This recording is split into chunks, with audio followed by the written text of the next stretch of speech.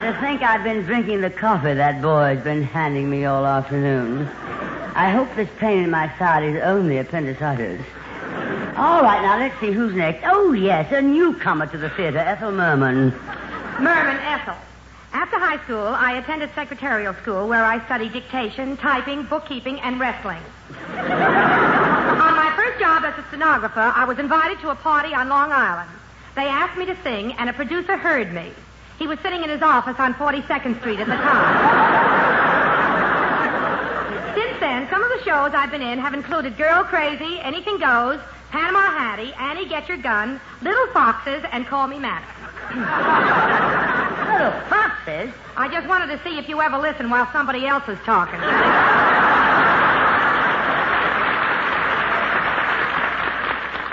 I always listen when she's talking. The only time I don't listen is when she's singing. Well, let's hear from our guest, Mr. Peter Lorre. Lorre, Peter. I started my career in the theater as a romantic actor. But against my will, they put me into horror pictures. I always want to be the actor who got the girl, but in my pictures, by the time I get the girl, she's dead. Well, I've struggled to get away from playing with monsters, but I guess it is my fate.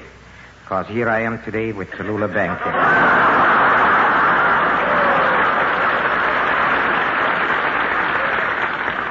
Well, that's my fault. I'm just going to have to enunciate more clearly. I distinctly told them to get me Peter Lawford. You're a big on Ethel. You made me cry, darling. You're just wonderful. As a matter of fact, you always fare well on this show. And so farewell. Now, our next act... Now, just a minute, Tallulah. Here's a dime. What's that for? That's a tip for the brush-off you just gave me. Well, I did it purposely, darling, because every time we meet up here, it always leads to some sort of unpleasantness between us, which you always start. I never start anything. As a matter of fact, I only wanted to congratulate you. I saw in Variety that you're going on television next season. Who read it to you? I started that. Oh, I'm sorry, darling. I don't know why I said that. I could just bite my tongue. Well, don't do it. You'll poison yourself. Now we're even.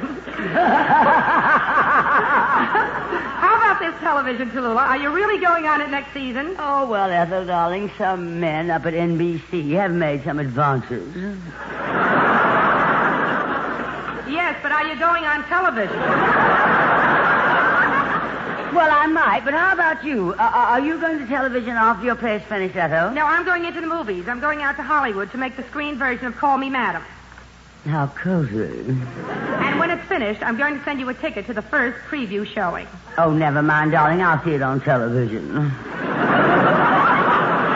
that won't be for years.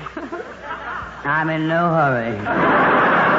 Oh, by the way, darling, I see where you're taking your play to Washington, D.C. after it finishes its run here. That's right. May 5th, we open in Washington. May 5th, Ethel? Well, do you think there'll be enough business in Washington that time of year? Tallulah, by that time, the presidential candidates alone will fill the theater every night.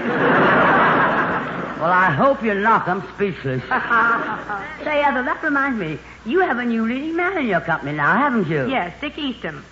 Tell me, Ethel. No. Oh.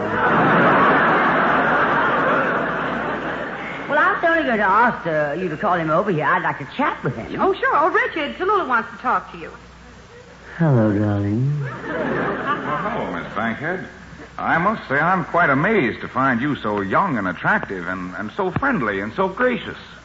What do you mean amazed? Who told you differently? Well, I think I'll go sit down. Well, if Ethel Merman and Peter Lorre will join us, here is what did Fidelia do to etc., etc., etc. by etc. Wilson. And Meredith, darling, if you will put down your typewriter and pick up your baton, we'd like some music, if you please.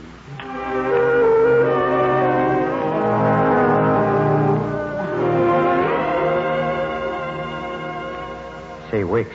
Yo, Spock, what is it? Girl is waiting outside for an audition. Alma? What do we want with her? Wicks, we must do it. It's for Fidelia. Well, for Fidelia.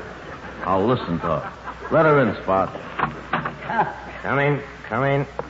Are you Alma? No, I'm Alma's mother. This is my little girl, Alma. Say hello, Alma.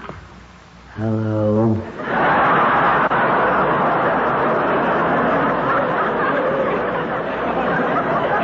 Is it your daughter or your husband?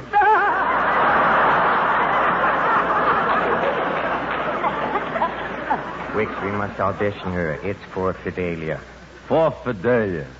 So you want to audition for the radio, huh? Now, come here. Get on my lap. That's it. Ooh, my God. Well, let my daughter sit on your lap.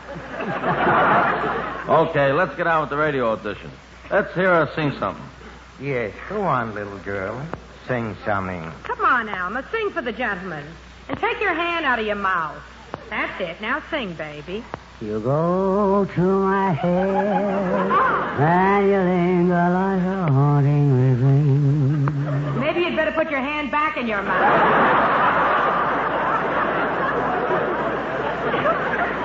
And I find you spinning around in my brain. What I could do to her brain with a pair of pliers.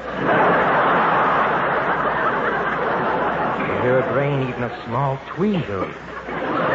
Remember Fidelia.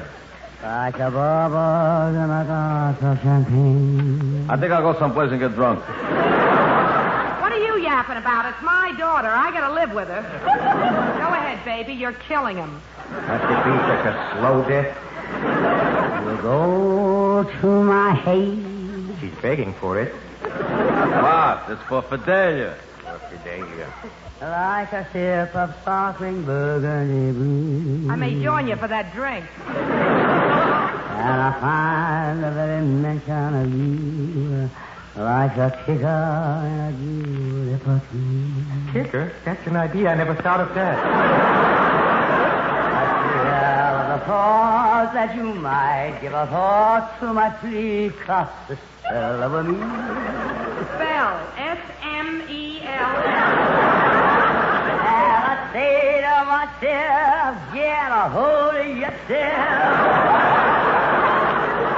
I could get a hold of her throat and Can't you see that you never can be? That's exactly what I said when the nurse brought her in to me. Go to my head with a smile that makes my temperature rise. This ain't doing my blood pressure any good either. I've heard enough. Well, gentlemen, what do you say? And remember, you're gentlemen. Well, if you ask me... Wicks, remember Fidelia. Oh, yes, Fidelia. Well, let me put it this way. It isn't that this girl has average talent. This girl has a sort of superior... No, not superior. A fine talent that, no, not fine. That's not the word. It's lousy. That's the word. Oh, but there is a place for that kind of talent, and we have just the spot. We are going to put her on radio. It'll be an hour-and-a-half show, and there will be so many guest stars around that nobody will notice her.